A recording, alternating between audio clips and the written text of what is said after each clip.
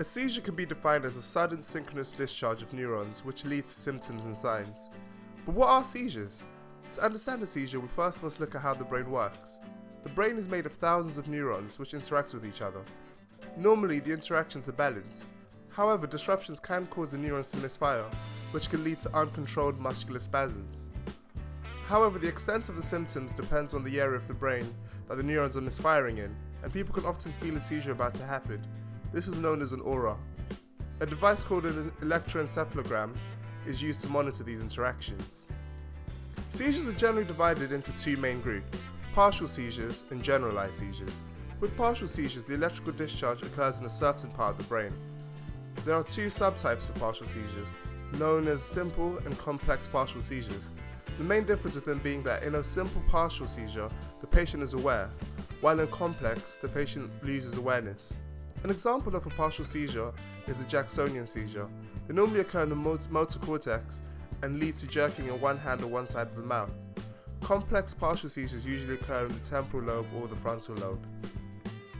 With generalized seizures, the electrical discharge happens in all areas of the brain at the same time, and there's always a loss of either awareness or consciousness. There are several types of generalized seizures, the first of which are absent seizures, in which the patient will lose awareness and have a vacant expression, staring to the distance for about 10 seconds, before rapidly returning to normal, and often they do not remember it happening. The second group are myoclonic, tonic, and atonic seizures.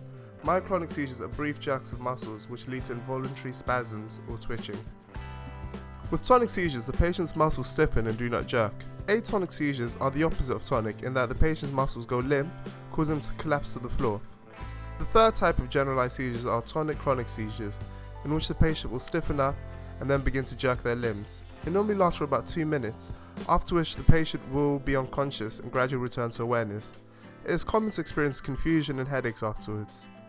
Epilepsy and seizures are not the same thing. Epilepsy is a disorder that's characterized by recurring seizures and can also be known as a seizure disorder. The seizures I've been discussing are known as epileptic seizures, as they all involve some electrical disturbances in the brain. However, there are some seizures that occur without electrical disturbances. These are known as non-epileptic seizures or dissociation seizures. They're divided into two types: organic non-epileptic seizures and psychogenic non-epileptic seizures. Organic non-epileptic seizures have a physical cause, such as blood sugar, and can lead to fainting. Psychogenic non-epileptic seizures are caused by emotional or mental processes. This can occur after a traumatic event, such as an accident or the death of a loved one.